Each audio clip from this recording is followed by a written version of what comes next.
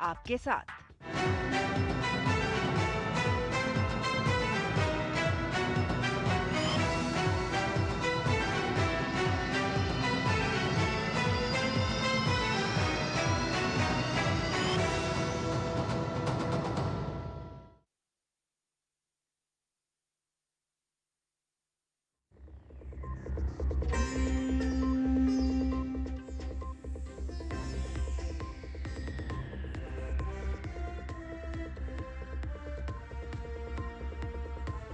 अब चुनावी यात्रा के द्वारा लगातार चुनाव आयोग पर निशाना साध रहे हैं तो बीजेपी को भी निशाने पर ले रहे हैं। पलटवार करते हुए बीजेपी ने राहुल गांधी और तेजस्वी यादव पर झूठे आरोप लगाकर भ्रम फैलाने का आरोप लगाया है। क्या हुआ आज दिन भर, इस मुद्दे पर सियासी खबर पे करेंगे विस्तार से चर्चा। होगी बात 130वें संविधान संशोधन के मामले पर पक्ष विपक्ष में लगातार राजनीतिक आरोप प्रत्यारोप के आखिर क्या हुआ आज दिन भर। दिखाएंगे तस्वीरें कि कैसे मौसम की मार से कई राज्यों में बढ़ गई हैं परेशानियां, बारिश और बाढ़ ने बढ़ा दी हैं परेशानियां। इसके अलावा भी होगी देश दुनिया की हर जरूरी और महत्वपूर्ण खबर। शुरुआत हेडलाइंस के साथ। बिहार में एसआईआर पर सियासी घमासान तेज, वोट अधिकार यात्रा पर भाजपा का निशाना, विपक्ष पर लगाया लोकतंत्र के अपमान का आरोप, कहा झूठे आरोप लगाना विपक्ष की पुरानी आदत।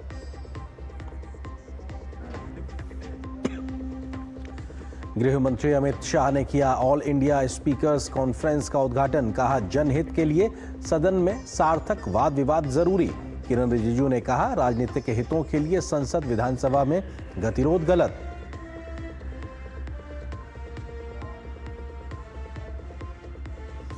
देश के बाहुबली एयर डिफेंस सिस्टम ने आसमान में दिखाई ताकत, ओडिशा के तट से इंटीग्रेटेड एयर डिफेंस सिस्टम का पहला सफल परीक्षण।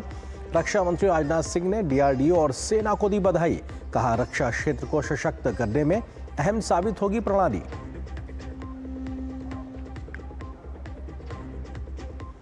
प्रधानमंत्री नरेंद्र मोदी कल से गुजरात के 2 दिवसीय दौरे पर 5,400 करोड़ रुपए से अधिक की विकास परियोजनाओं का करेंगे उद्घाटन और शिलान्यास।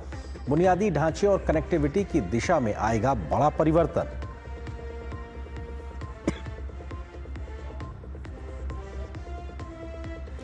जम्मू कश्मीर के किश्तवाड़ आपदा प्रभावितों से मिले रक्षा मंत्री राजनाथ सिंह। उत्तराखंड में थराली आपदा से निपटने के लिए राहत बचाव कार्य तेजी से जारी, सीएम धामी ने दिया हर संभव मदद का आश्वासन। उधर राजस्थान में भारी बारिश के कारण कई जिलों के स्कूल आंगनवाड़ी केंद्र रहेंगे बंद।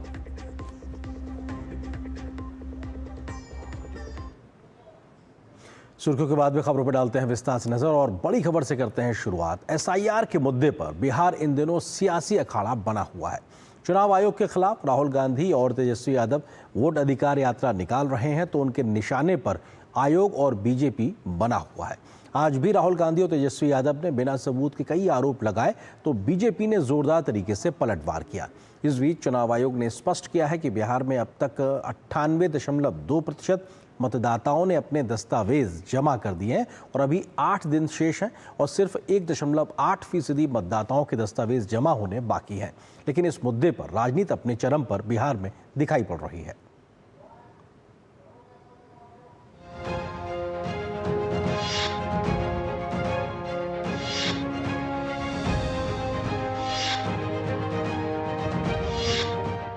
कांग्रेस नेता राहुल गांधी और आरजेडी नेता तेजस्वी यादव इस समय बिहार में चुनावी यात्रा पर हैं।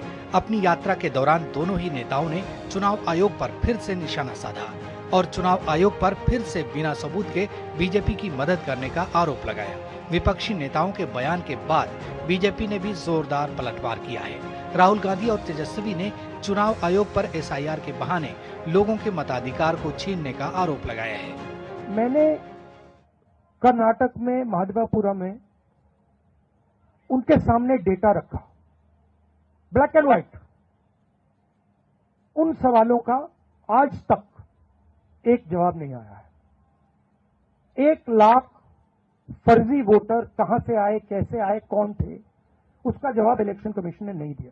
चुनाव आयोग जो है बीजेपी के साथ खड़ी है, इसलिए बीजेपी के लोगों ने पार्लियामेंट में कानून ला करके चुनाव आयोग के जो कमिश्नर साहब हैं उनको जो है प्रोटेक्ट करने का काम किया।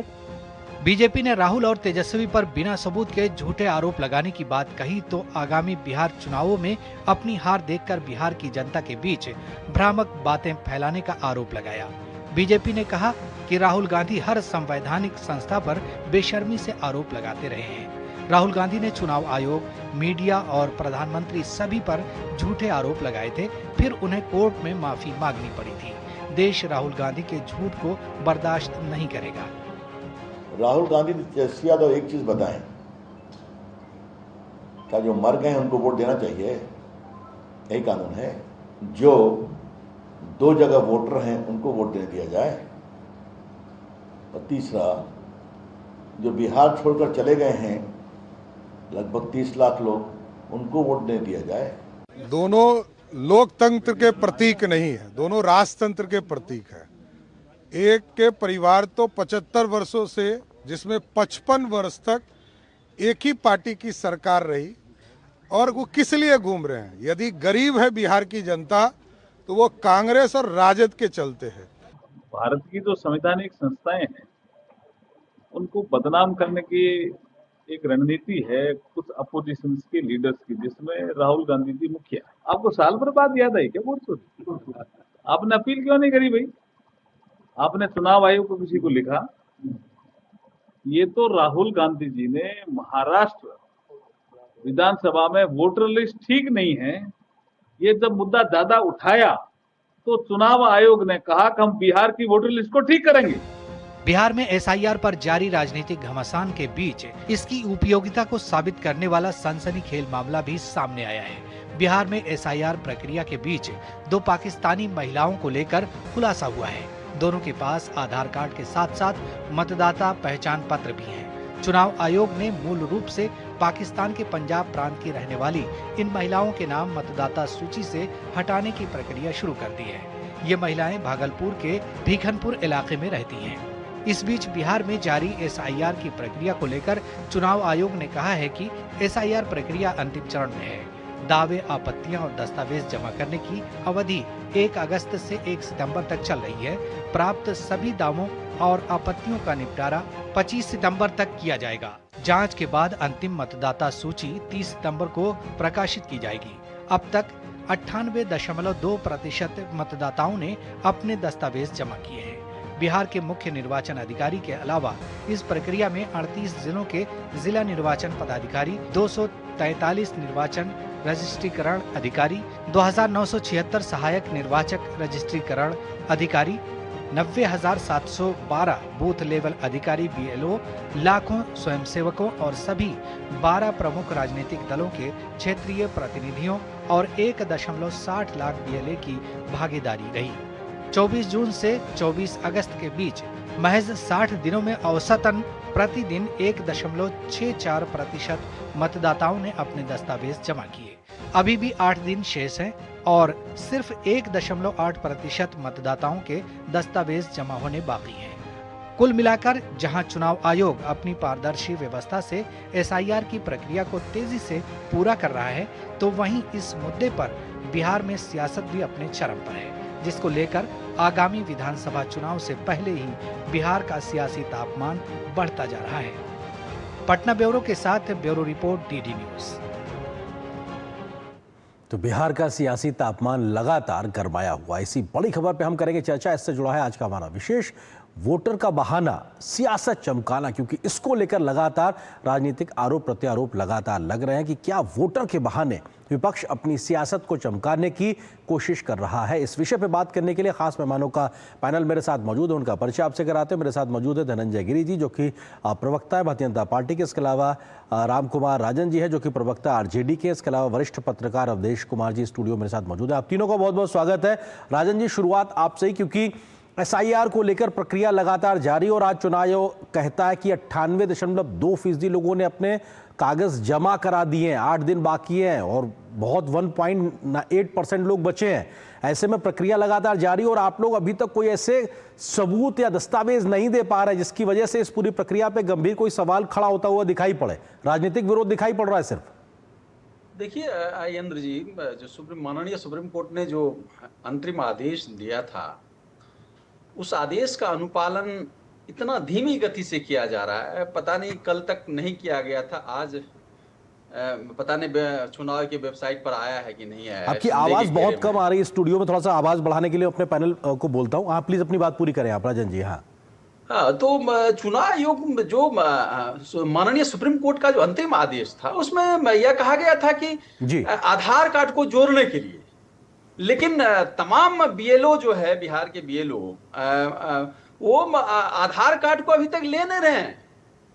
आप देखिए लगातार चुनाव आयोग के द्वारा जो किया जा रहा है, जो कार्य किया जा रहा है, जो कार्य विधि है उनकी, जिस तरह के उन्होंने नीति अपनाई है।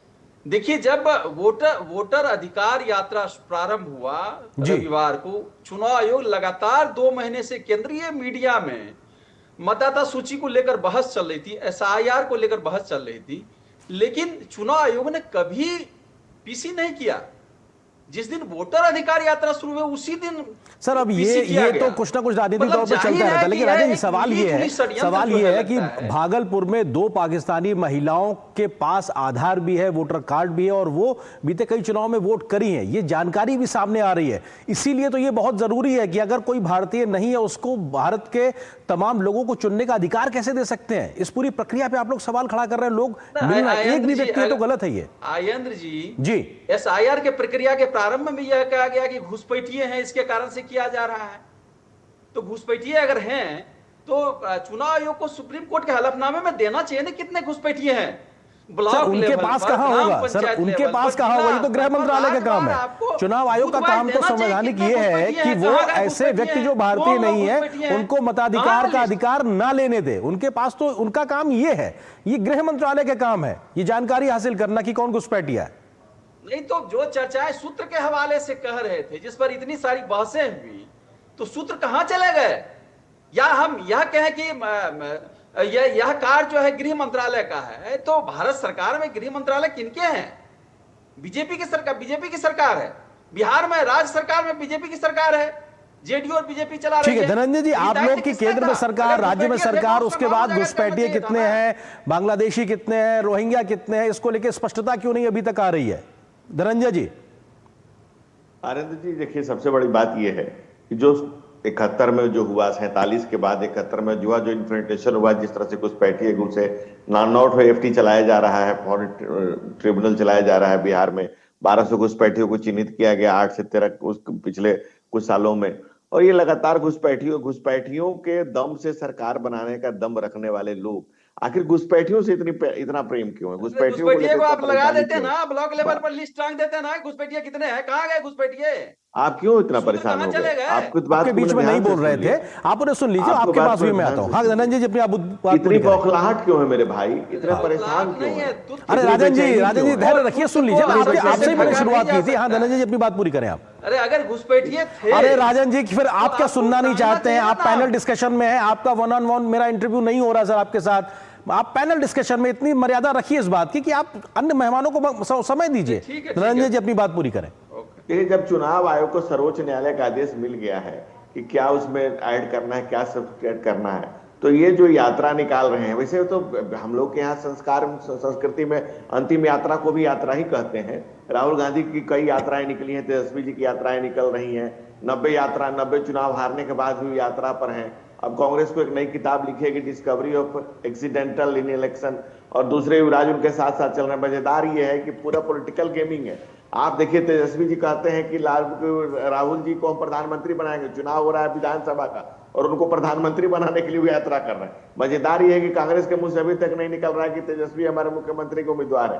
कांग्रेस राजद की पालकी उतारने के लिए परेशान है और राजद अपनी पालकी कांग्रेस के माथा पर कि भाई कांग्रेस। लेकिन धनंजय जी सवाल विपक्ष ये खड़े कर रहा है कि आप लोग चुनाव आयोग के साथ मिलकर उनके वोट कटवा रहे हैं। वो सवाल ये आरोप ये लगा रहे हैं आपके ऊपर।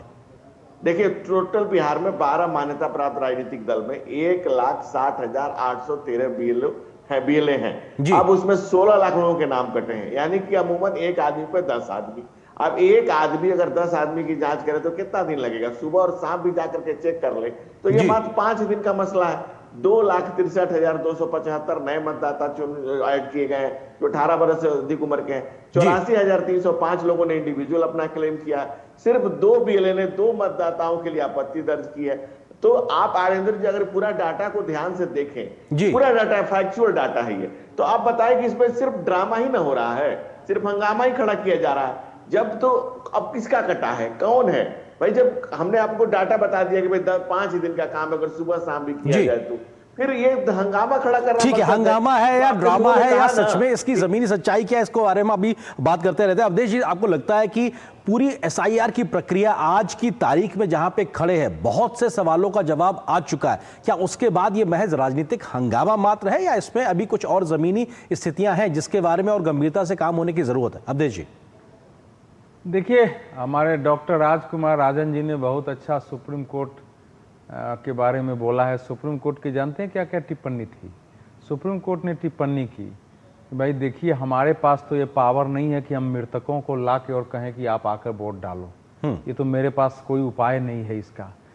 फिर उसने कहा कि सुप्रीम कोर्ट ने कहा कि भाई चुनाव आयोग का ये अधिकार है कि कब मतदाता पुनरीक्षण करे, कैसे लोगों को शामिल करने, ये तय करना, कौन नागरिक है नहीं नागरिक है वो उसके अलावा जो उस पर जो भी हो, लेकिन उनको मतदाता सूची में शामिल न करें। हम मेरे पास या देश में ऐसा कोई वैधानिक प्रावधान नहीं है कि हम उस पर रोक लगा दें। जी, सुप्रीम कोर्ट में ये लोग आधार को शामिल कराने नहीं गए थे, सुप्रीम कोर्ट में गए थे कि एसआईआर की प्रक्रिया गलत है, एसआईआर की प्रक्रिया चुनाव आयोग ने अपने जो उसके संवैधानिक अधिकार है उसका अतिक्रमण करके शुरू किया है, इसमें ये गड़बड़ियां हैं, सब पर बहस करके सुप्रीम कोर्ट ने कहा कि इस पर रोक नहीं लगाई जा सकती है। जी, दो बातें उसने कही है कि भाई 65 लाख लोगों का जो नाम है वो आप इसको सार्वजनिक कर दीजिए। दूसरा उसने कहा कि भाई आधार कार्ड को भी अगर लेके अप्लाई करता है तो उसको भी स्वीकार करिए। आधार कार्ड पर हम लोग भी कह रहे थे कि भाई आधार कार्ड के बारे में जो नकली बना है जो उस पर तो रोक लगे, लेकिन आधार कार्ड को बिल्कुल ना स्वीकार करे, ये नहीं होना चाहिए। लेकिन उसी सुप्रीम कोर्ट ने इन लोगों को बताया कि भाई पहले जो हुआ था, जो भी हुआ उसमें तो 7 दस्तावेज थे, अब तो 11 दस्तावेज हैं, तो ये तो पहले से लोगों के ज्यादा अनुकूल है। अब 65 लाख लोगों के नाम आ गए हैं। राहुल गांधी जी यात्रा कर रहे हैं, तेजस्वी जी उनके साथ में है। मैं तो कह रहा हूं कि 65 लाख तो छोड़ो, 6500 लोगों को तो आप खड़ा करा दो ना, लाके इतने देर यात्रा हो गई है ना। पूरी यात्रा में वो जाइए, एक महिला आई रोहतास जिले में, उनका नाम था रंजू देवी जी, वो नौहट्टा, रोहतास के नौहट्टा ब्लॉक की थी। उन्होंने राहुल गांधी जी को बताया, वो वीडियो चल रहा है, कि मेरा और मेरे परिवार के कुल 6 लोगों का नाम था और मतदाता सूची में नहीं है। राहुल जी पूछ रहे हैं नहीं है, नहीं है। उसको पूरी कांग्रेस और पूरा सोशल मीडिया टीम और बाकी ने उड़ा दिया, देखो देखो चुनाव आयोग क्या कह रहा है। अगले दिन वो रंजू देवी आ गई कि मेरा तो परिवार का नाम है, मुझे तो बताया गया लिस्ट में। लोगों ने पूछा कि भैया क्यों आपने ऐसे बोल दिया? तो मेरा तो वार्ड सचिव जो था पंचायत का, उसने आके कहा कि राहुल गांधी जी आ रहे हैं, वहां चल के बोल देना क्योंकि तुम्हारा नाम नहीं है। तो मैंने देखा नहीं, मैंने आके बोल दिया। क्या मैं डीडी न्यूज के दर्शकों से पूछता हूं कि आप या हम इतनी बड़ी यात्रा में किसी को ला करके दावा करें कि देखो ये हमारी बात सही साबित कर रही है और वही गलत साबित हो जाए जी, तो क्या हम एक बार भी सॉरी बोलेंगे कि नहीं बोलेंगे? विश्वसनीयता पे सवाल खड़ा होता है, बिल्कुल सवाल खड़ा होता है। और अभी तक सुप्रीम कोर्ट ने जो अभी धनंजय गिरी कह रहे थे, सुप्रीम कोर्ट ने कल के सभी अखबारों के हेडलाइंस है जी कि मुझे आश्चर्य है कि 1.5 करोड़ के आसपास बीएलए हैं और केवल 2 आपत्ति अभी तक दर्ज हुई है, केवल 2। ठीक है, वो जो 2 है वो आज 10 हो गई है। लेकिन मैं राजन जी सवाल आपसे यही है, ठीक है राजन जी, सवाल यही है कि आज तक चुनाव आयोग के द्वारा घोषणा इस बात की गई 12 राजनीतिक दलों से सिर्फ 10 आपत्तियां आई हैं, 65 लाख लोगों को लेकर आप लोग बहुत चिंतित हैं, महज 10 आपत्तियां अभी तक क्यों? एक चीज। दूसरी बात जो अवधेश जी कह रहे हैं कि अगर इतने बड़े यात्रा के माध्यम से आप एक महिला को लेकर आते हैं तो विश्वसनीयता पे सवाल खड़ा होता है कि आखिर जो वो कह रही है वो सत्य से परे है, विश्वसनीयता। और दूसरी, अभी तक आप लोग उन 65 लाख लोगों में से क्यों बड़ी संख्या में लोग नहीं ला पाए? इन 2 पे आपका जवाब चाहता हूं। राजन जी। यतेंद्र जी, अवधेश जी जो बोल रहे थे, पता नहीं, बड़े पत्रकार मैं मानता हूं अवधेश जी को। एसआर की प्रक्रिया पर संदेह था, एसआर की प्रक्रिया पर सवाल जवाब किए जा रहे थे। एसआईआर आप कराते, उस पर किसी को संदेह नहीं था, लेकिन टाइमिंग को लेकर समस्या थी। मानसून का समय था बिहार में, उसको लेकर समस्या थी। सुप्रीम कोर्ट उसी लेकर गए थे। ये जो आप ट्रेंड चला रहे हैं, नैरेटिव चलाने का प्रयास कर रहे हैं कि एसआर के विरोध में थे, बिल्कुल भी नहीं। आप पूरा डाटा देख लीजिए, पूरा सर्वे देख लीजिए, जो बहस हो रही है उस वक्त देख लीजिए। आम जनता को, बिहार की जनता को भरमाइए मत जी। दूसरी बात, जब सुप्रीम कोर्ट में हमने राघोपुर के 2 व्यक्ति को प्रस्तुत किया, जो पूरा देश ने देखा, मीडिया ने देखा, माननीय सुप्रीम कोर्ट ने देखा कि मृत व्यक्ति के नाम में उनका नाम दर्ज था जबकि वो जिंदा थे। बेगूसराय में देखिए 10 मृत व्यक्ति था, उसका नाम था उसमें। एक ही घर में एड्रेस जो है, एक LIG के फ्लैट में 259 लोग रहते हैं, एक एड्रेस में 00 है। ये तमाम तरह की गड़बड़ियां, आधार कार्ड में गड़बड़ियां नहीं होती है। और आप राजन जी आप जो बात कह रहे हैं जीरो मकान नंबर का, उसकी स्पष्टता आ चुकी है कि जिनके पास घर नहीं है वो 0 लिखा जाता है। आपने कहा नहीं, और अनऑथराइज कॉलोनी को लेकर भी दूसरा चीज ये, आप जो कह रहे हैं कि इस समय क्यों SIR कराया गया, तो चुनाव आयोग ने कहा कि 2003 में भी जब SIR हुआ था तो जुलाई और अगस्त महीने में हुआ था राजन जी, तो उस समय भी उसी समय हुआ था, इसी बरसात के समय में, और अभी भी हुआ। तो ये कई मसलों पे स्पष्टता आ चुकी है। मुझे लगता है कि आपकी तार्किक बहस इन तर्कों से आगे होनी चाहिए। मैं विश्वसनीयता का सवाल आपसे कर रहा था, उस पर आप जवाब दीजिए ना। दूसरी बात जी, आप वोटर देखिए, वोटर अधिकार यात्रा एक जन आंदोलन बन चुका है। घबराए हुए हैं बीजेपी और JDU के लीडर। धनंजय गिरी जी आप हंस रहे हैं, वो कह रहे हैं कि आप घबराए हुए हैं। आप हंस के क्या अपनी घबराहट छुपाना चाहते हैं धनंजय गिरी जी? जी, सुरक्षित रखने के लिए आप घबराए हुए हैं, आप लोग डर गए इस यात्रा से। आरिंदु जी जी, आरिंदु जी, मैंने भाई साहब को सुना, इनके बीच में कुछ नहीं बोला, मैं इनसे भी यही अपेक्षा करता हूँ जी। आरिंदु जी, राहुल गांधी जी की बहुत सी यात्राएं, पैदल यात्राएं होती हैं, परिणाम सबके हवाई ही निकलते हैं। सबके सारे जितने भी उनके पैदल यात्राएं हुई है, उनके हवाई परिणाम निकले। और ये सत्ता के लिए पद के लिए यात्रा, ये पद यात्रा नहीं है, ये पद के लिए यात्रा करते हैं जो जनता को कभी नहीं भाती है। राहुल गांधी आपने देखा होगा 2 दिन पहले मखाना के खेतों में जाकर के कीचड़ में घूम रहे थे, तो उनको भी पता करना चाहिए कि मखाना का आज मार्केट, इंटरनेशनल मार्केट किसने खड़ा किया?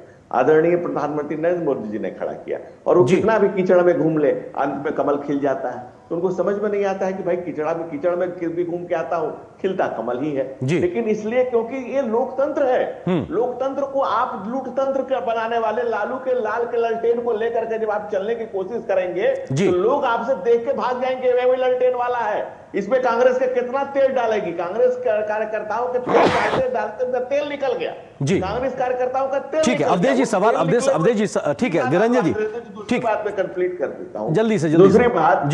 दूसरी बात बिहार में इनका कुछ नहीं होने वाला है, कुछ भी नहीं होने वाला है। राहुल गांधी 91वां हाथ। ठीक है अवधेश जी, सवाल यह कि मौजूदा यात्रा SIR का मसला आगामी विधानसभा चुनाव से पहले क्या अपने आप में राजनीतिक तौर पे आगे इसका असर होगा? संक्षेप में आपका जवाब अवधेश जी। आर्येंद्र जी, हम लोग इसको स्टूडियो में तो जरूर इसको बहस गंभीरता से ले रहे हैं। RJD के लोग करे कहां फंस गए हैं राहुल गांधी जी के साथ।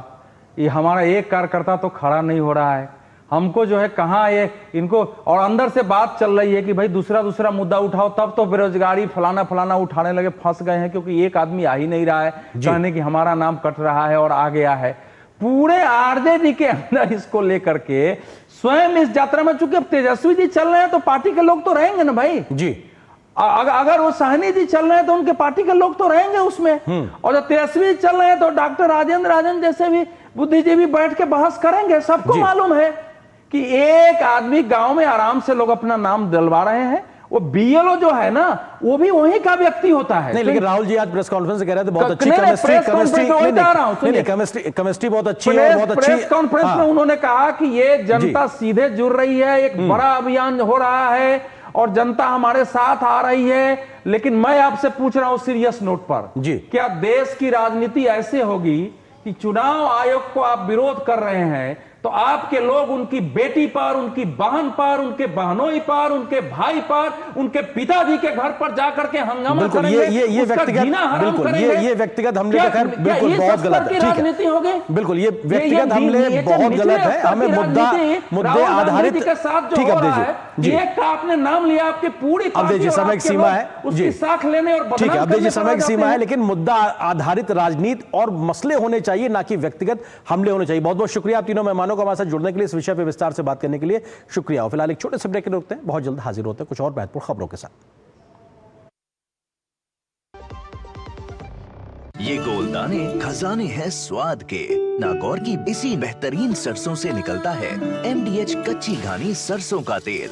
सिर्फ झांझ ही नहीं, स्वाद भी। मिले असली सरसों के तेल का मजा। स्वाद में दम, लगे कम, सेहतमंद। MDH कच्ची घानी सरसों का तेल। Do you feel conscious while smiling? Say goodbye to your worries because an orthodontist can help you feel confident. Be it a child, a teenager or even a working professional, braces and aligners can help you get that stunning smile. Consult your nearest orthodontist. To learn more, visit the Indian Orthodontic Society's website, bracesspecialists.com.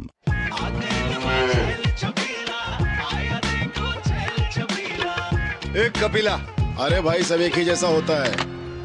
ये लो साधारण पशु आहार।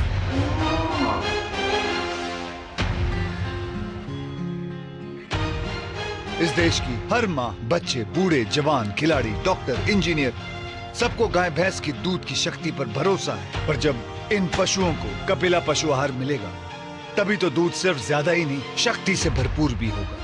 और ये सच जानते हुए चंद पैसों के लिए तुम देश का भरोसा तोड़ दो। माफ कीजिए। कपिला पशु आहार, देश का नंबर 1 पशु आहार। मेरी पसंद, मेरी पसंद, मेरी पसंद, मेरी पसंद,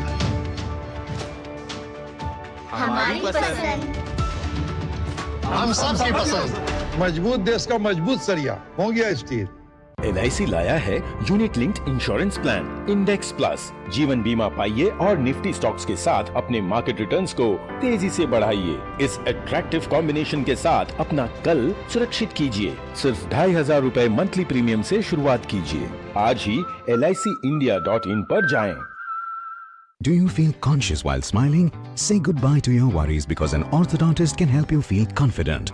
Be it a child, a teenager or even a working professional, braces and aligners can help you get that stunning smile. Consult your nearest orthodontist. To learn more, visit the Indian Orthodontic Society's website, bracesspecialists.com. Goldy chole मसाले, जहाँ जाएं रिश्ते बनाएं। गोल्डी लाए हैं fresh lock technology, जो रखे मसालों को हर समय फ्रेश। राजनीति में भ्रष्टाचार पर लगाम लगाने के लिए मोदी सरकार जिस 130वें संविधान संशोधन को लेकर आई है, उस पर राजनीतिक बयानबाजी लगातार तेज होती दिखाई पड़ रही है। प्रधानमंत्री, मुख्यमंत्री और तमाम केंद्रीय और राज्य के मंत्रियों को 30 दिन तक हिरासत में रहने पर पद छोड़ने से जुड़े इस बिल पर सियासत गर्मा गई है।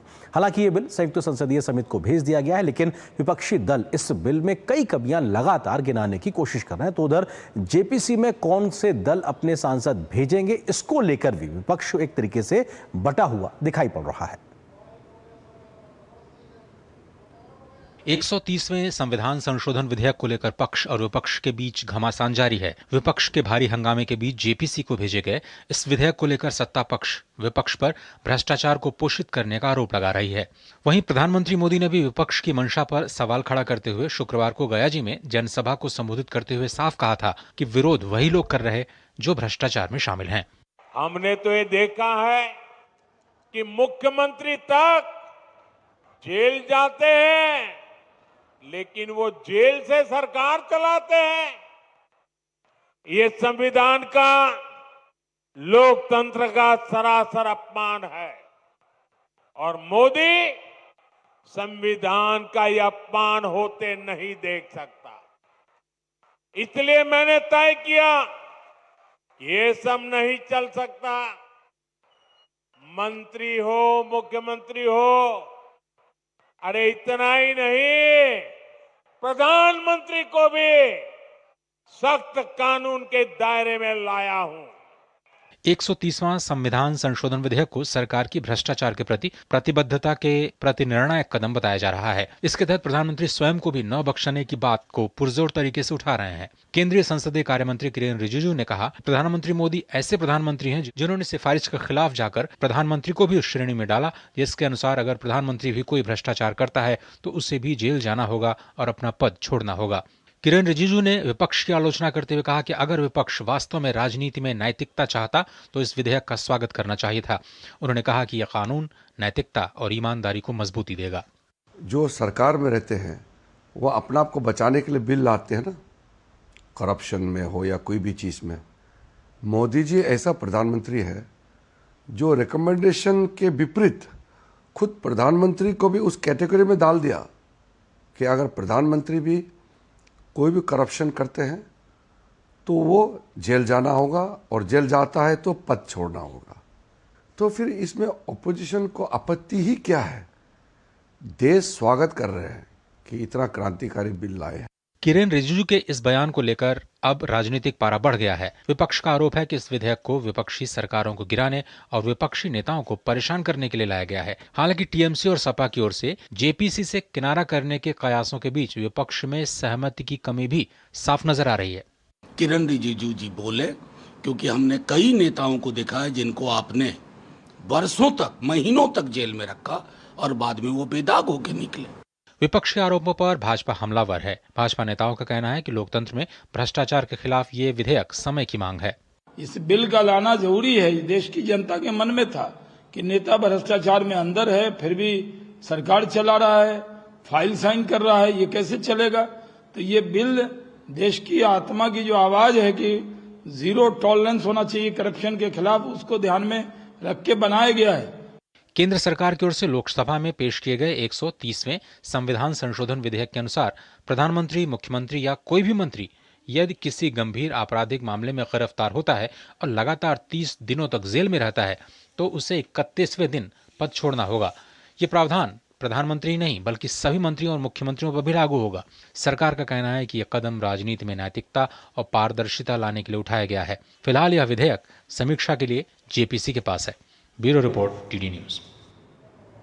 और यहां पर एक और छोटे से ब्रेक के लिए रुकते हैं।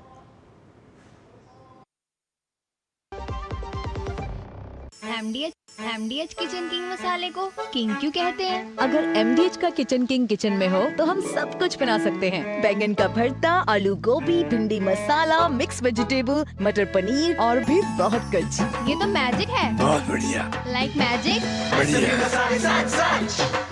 MDH. Do you feel conscious while smiling? Say goodbye to your worries because an orthodontist can help you feel confident. Be it a child, a teenager or even a working professional, braces and aligners can help you get that stunning smile. Consult your nearest orthodontist. To learn more, visit the Indian Orthodontic Society's website, bracesspecialists.com.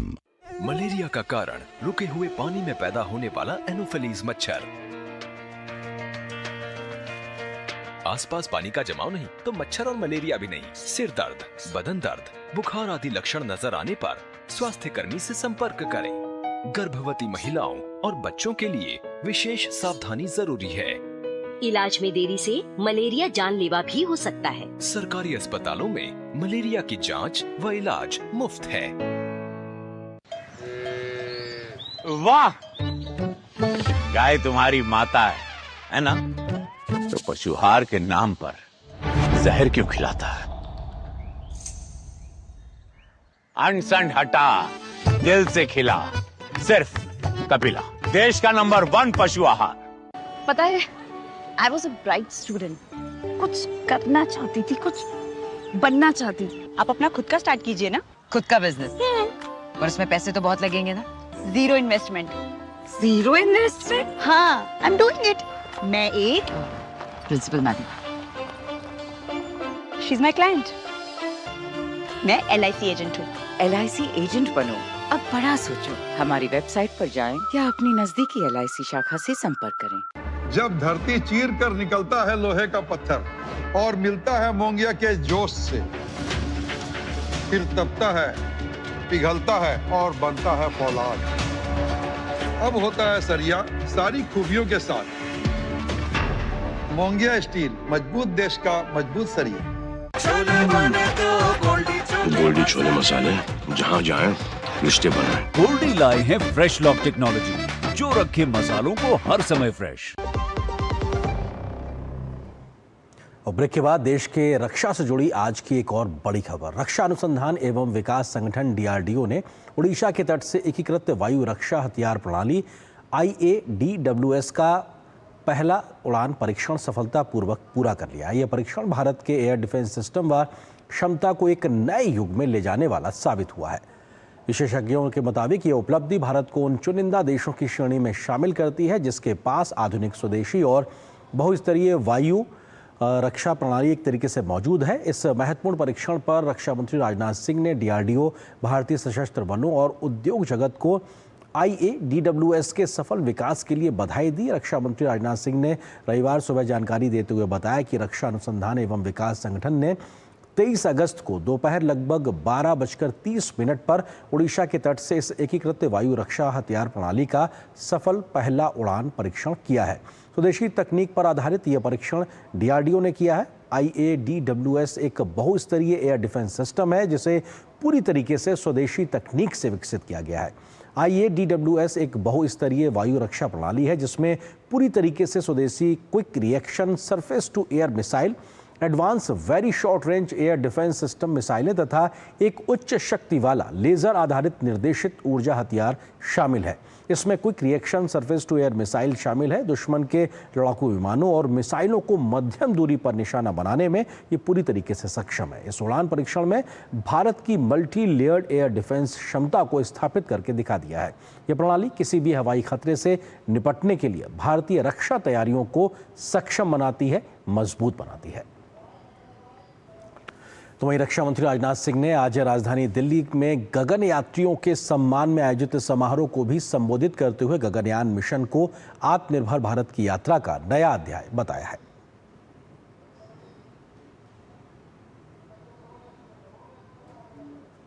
जब हम भारत की space journey की ओर देखते हैं तो हम पाते हैं कि हमारा कंट्रीब्यूशन केवल स्पेस में उपग्रह भेजने तक सीमित नहीं है। आज भारत चंद्रमा से लेकर मंगल ग्रह तक अपनी उपस्थिति दर्ज करा चुका है। आज भारत गगनयान जैसे मिशंस के लिए भी पूरी तरह तैयार है। साथियों, मैं इसे केवल तकनीकी उपलब्धि के रूप में नहीं देखता, बल्कि आत्मनिर्भर भारत का वह नया अध्याय है जहां हम विश्व की बड़ी स्पेस पावर्स के बीच पूरे गर्व के साथ खड़े हो रहे हैं। तो वहीं कार्यक्रम के दौरान ग्रुप कैप्टन शुभांशु शुक्ला ने एक्सियोम मिशन 4 के तहत अंतर्राष्ट्रीय अंतरिक्ष स्टेशन की यात्रा के अपने असाधारण अनुभव को भी साझा किया है। Sometimes, doubting yourself whether you are good enough or your decisions are good enough or whether you belong in the group where you're talking about. But I think Air Force picked me up from that position and brought me to where I am today. And I think that has been very transformational for me.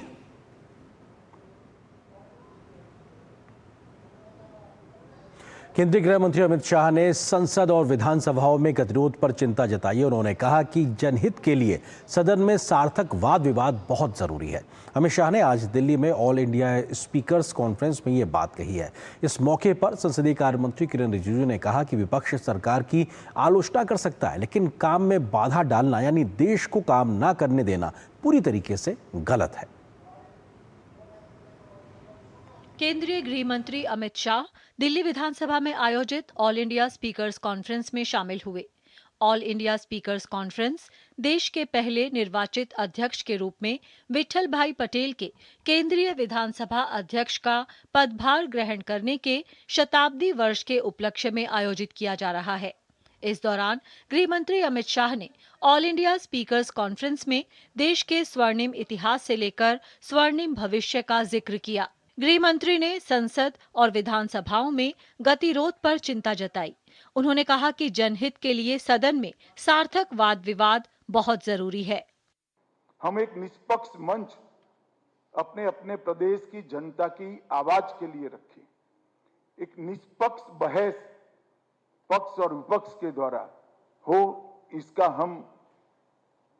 इसको हम सुनिश्चित करें और सदन की कार्यवाही विधानसभा के नियमों के अनुसार, लोकसभा राज्यसभा के नियमों के अनुसार हो, इसके लिए हम आग्रही बने, क्योंकि विचार मंथन ही ये लोकतंत्र में जनता की समस्याओं के निवारण का सर्वश्रेष्ठ माध्यम है।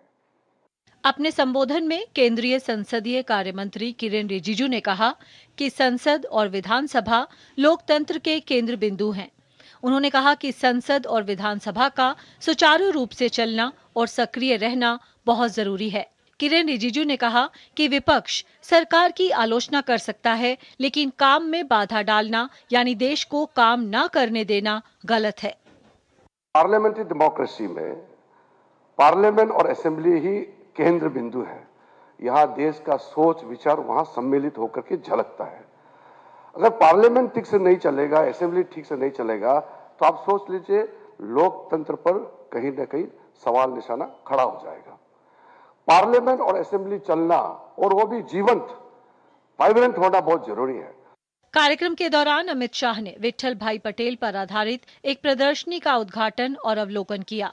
प्रदर्शनी में विट्ठल भाई पटेल के जीवन, संसदीय योगदान और स्वतंत्रता संग्राम में उनकी भूमिका पर फोकस किया गया।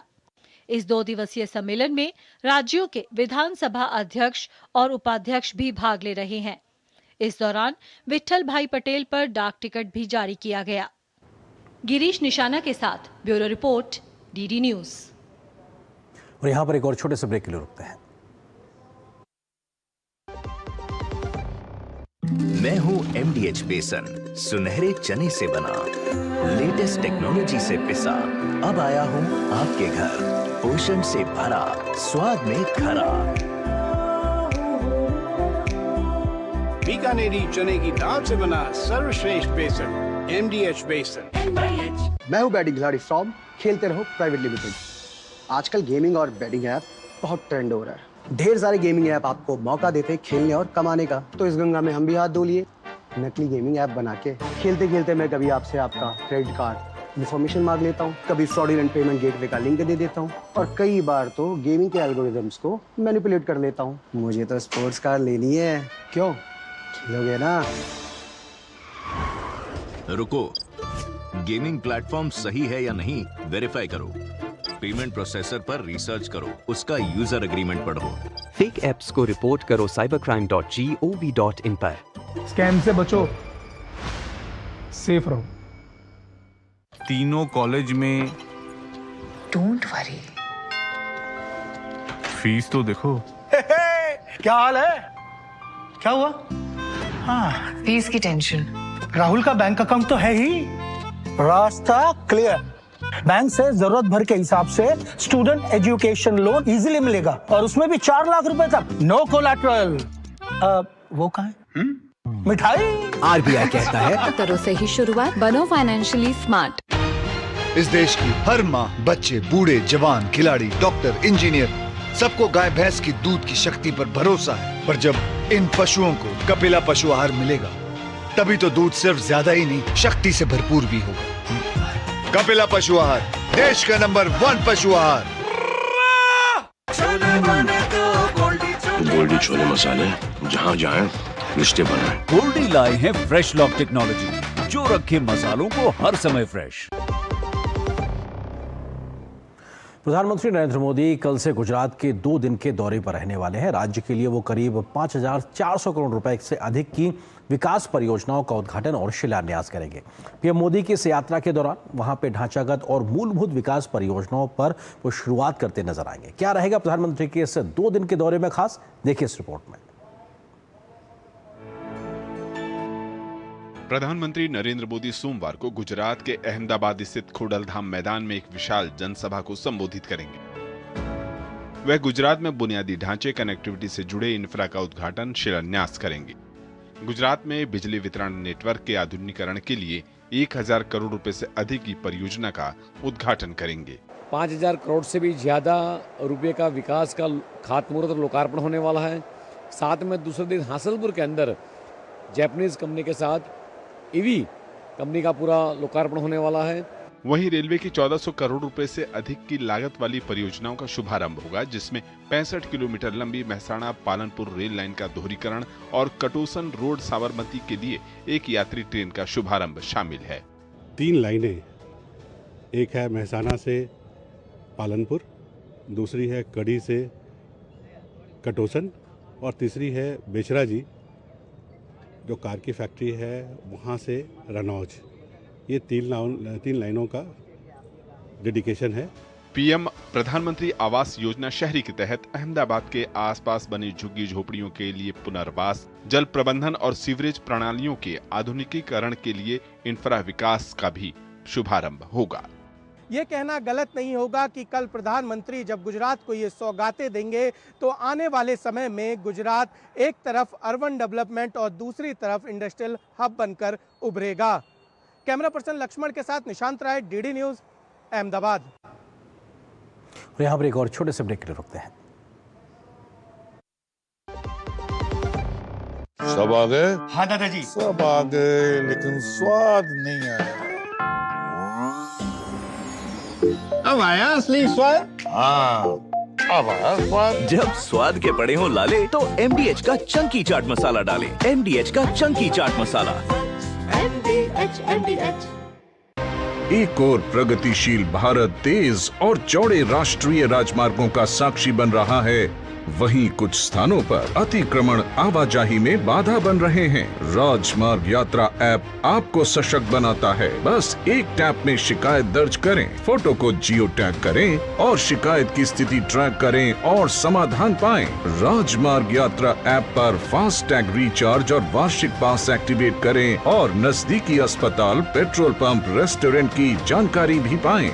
ओवर स्पीडिंग अलर्ट के साथ रहें सुरक्षित। राजमार्ग यात्रा ऐप पर हाईवे अतिक्रमण रिपोर्ट करें और राष्ट्र निर्माण में योगदान दें।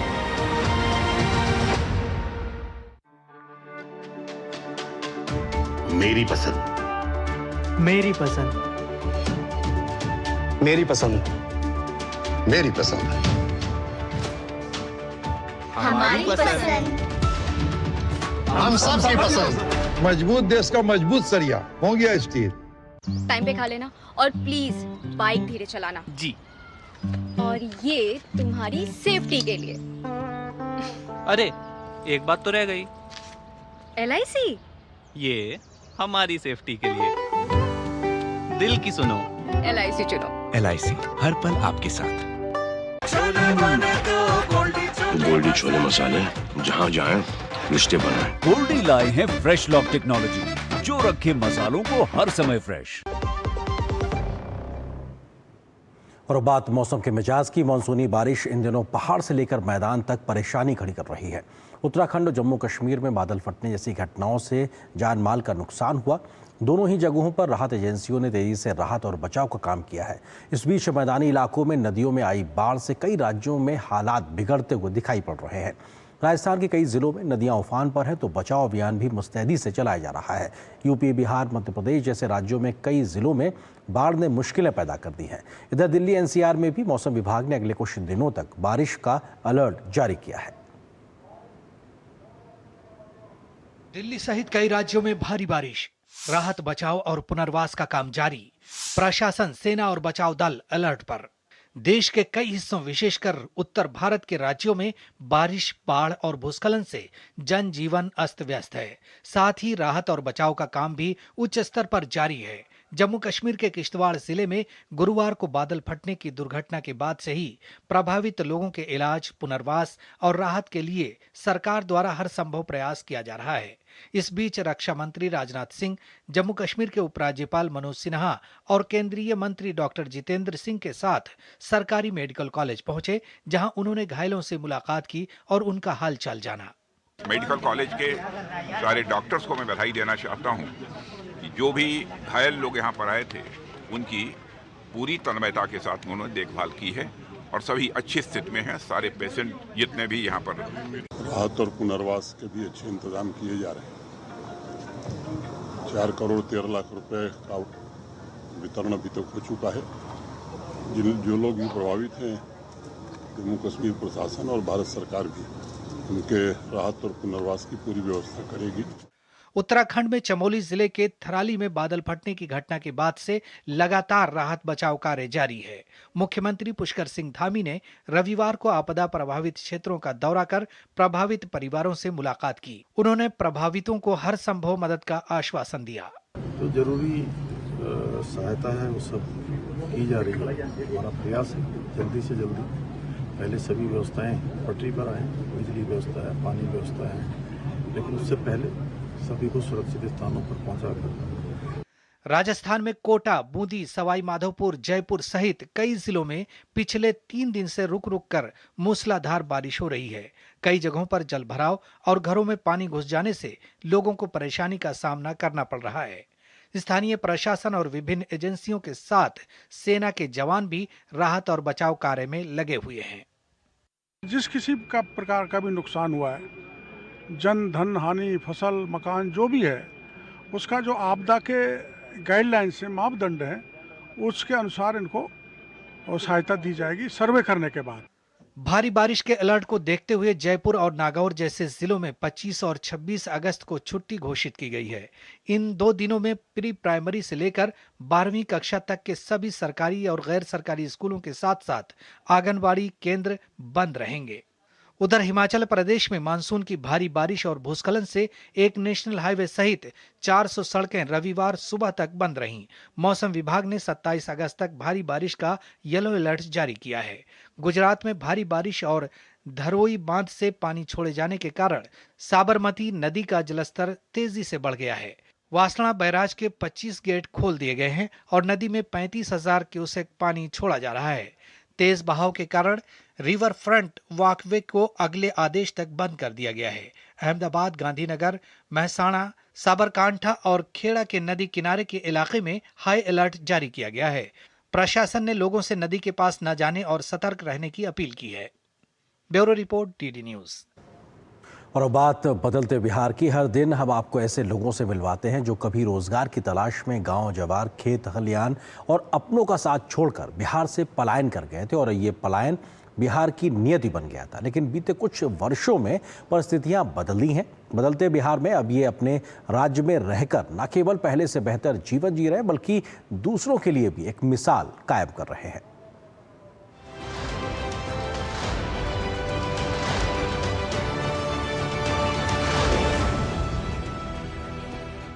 जब पिता या परिवार के अन्य सदस्य काम की तलाश में बाहर चले जाते हैं तो परिवार टूट जाता है और बच्चों के पालन पोषण पर भी प्रतिकूल प्रभाव पड़ता है।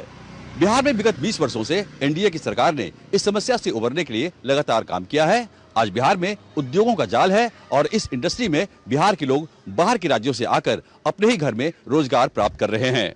बात बदलते बिहार की में देखिए बदलते बिहार की कहानी, बिहारी कामगारों की जुबानी। बिहार के कामगार देश के दूसरे हिस्सों में रोजगार की खातिर कई समस्याओं से जूझते रहे। नियमित काम की समस्या, संवाद का माध्यम और घर आने जाने में अनेक दुश्वारियां। लेकिन अब बिहार के लोगों की दुश्वारियों के ये बादल बिहार में ही उन्हें काम मिल जाने से छट गए हैं। मुंबई से बिहार लौटे शिवहर के जब्बार बताते हैं, वहाँ बहुत सारा तकलीफ था, कभी स्ट्रगल करना पड़ता था आना जाना, और यहाँ घर के पास काम है, बहुत अच्छा व्यवस्था है और नज़दीक में घर है। 15 दिन में, हफ्ता दिन में जब मन होता घर चले जाए, काम भी बढ़िया है, कोई दिक्कत नहीं है, हर फैसिलिटी मिलता है। वहाँ आना जाने में प्रॉब्लम था, फिर वो काम का प्रॉब्लम होता है, इस तरह से काम नहीं मिलता था, कभी काम है कभी नहीं है। यहाँ रेगुलर काम रहता है, पैसे से कभी कोई दिक्कत नहीं है, यहाँ पे सब ठीक। सिलाई क्षेत्र में कटिंग मास्टरी का काम करने वाले पटना के बिहटा निवासी जितेंद्र कुमार गुजरात से लौटे हैं। तमाम कठिनाइयों के पार अब उनके लिए बिहार में सब अच्छा है। यहाँ पर अब आया, बहुत सुविधा है, रहने पाने का। वहाँ गुजरात में बहुत दिक्कत होता था, बहुत तकलीफ सा, लेकिन ये अपना बिहार में आ गया हूँ, अपना अच्छा रोजगार मिल गया, अपना घर में कुछ भी प्रॉब्लम होता है अपना घर चला जाता हूँ, आ जाता हूँ। सर बहुत अच्छा है यहाँ पर। हैदराबाद से बिहार लौटे ललित कुमार बताते हैं, ऐसा कि वहाँ जैसे कि बिहारियों को प्रॉब्लम करता था ना, लोग बोलने में, हर चीज़ में, रूम में, ये सब में, उतना दूर जाए तो फिर परेशानी होता था 3-3 दिन जाने में। वो सबसे अच्छा है यहाँ बहुत अच्छा है, अपना गांव में मिल रहा है तो अच्छी बात है ना। रिवर्स माइग्रेशन का मुद्दा बिहार ही नहीं बल्कि ये राष्ट्रीय स्तर पर बहस का मुद्दा बन चुका है। बात बदलते बिहार की में लगातार हम आपको दिखा रहे हैं कि कैसे बिहार में माइग्रेशन रिवर्स माइग्रेशन में तब्दील हो चुका है। कल फिर हम दिखाएंगे आपको बिहार में सफल रिवर्स माइग्रेशन की कहानी। आप देखते रहिए डीडी न्यूज।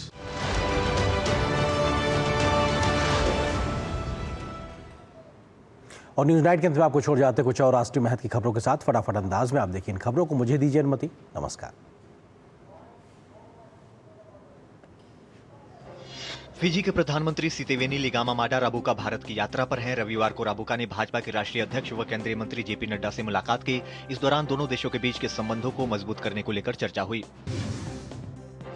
ग्रेटर नोएडा में दहेज के लिए जिंदा जलाई गई निक्की की हत्या के आरोप में उसके पति विपिन के बाद अब सास दयावती को भी गिरफ्तार कर लिया गया है। दरअसल हाल ही में दहेज को लेकर विपिन और उसके परिवार वालों ने निक्की के साथ मारपीट के बाद बेरहमी से हत्या कर दी थी। झारखंड के पूर्व मुख्यमंत्री चंपई सोरेन को रांची में हाउस अरेस्ट कर लिया गया है। दरअसल चंपई सोरेन रिम्स 2 जमीन विवाद को लेकर प्रस्तावित जमीन पर हल चलाने वाले थे। चंपई के इस विरोध प्रदर्शन में पूरे झारखंड से हजारों लोगों के आने का अनुमान था। मध्य प्रदेश के कटनी में माइनिंग कॉन्क्लेव 2.0 का आयोजन किया गया। कॉन्क्लेव में मध्य प्रदेश सरकार को 8 माइनिंग कंपनियों से 56,414 करोड़ रुपए के निवेश प्रस्ताव मिले हैं। मुख्यमंत्री मोहन यादव ने इस कॉन्क्लेव को संबोधित किया। इस दौरान उन्होंने उद्योगपतियों के साथ 1-to-1 मीटिंग भी की। राजस्थान के जैसलमेर में संडे जोन साइकिल अभियान के अंतर्गत फिटनेस का डोज आधा घंटा रोज का आयोजन किया गया। इस दौरान पुलिस अधिकारियों, जवानों और बास्केटबॉल खिलाड़ियों ने मिलकर योगाभ्यास किया। इसके साथ ही सैकड़ों बच्चों ने शानदार ढंग से जंप रोप खेल का प्रदर्शन किया। पूर्व केंद्रीय मंत्री व वरिष्ठ भाजपा नेता अरुण जेटली की पुण्यतिथि पर दिल्ली में कार्यक्रम का आयोजन किया गया। इस पुण्यतिथि कार्यक्रम में कई वरिष्ठ नेता और केंद्रीय मंत्री शामिल हुए। सभी लोगों ने अरुण जेटली को पुष्पांजलि अर्पित कर उन्हें याद किया। हरियाणा के सिरसा जिले के डबोवाली में नशा मुक्त समाज के संदेश के साथ यूथ मैराथन 2025 का आयोजन किया गया। मुख्यमंत्री नायब सिंह सैनी इस कार्यक्रम में बतौर मुख्य अतिथि शामिल हुए। इस दौरान सीएम ने नशे को शारीरिक और मानसिक स्वास्थ्य के लिए हानिकारक बताते हुए इसे जन सहयोग की मदद से पूरी तरह खत्म करने की बात कही।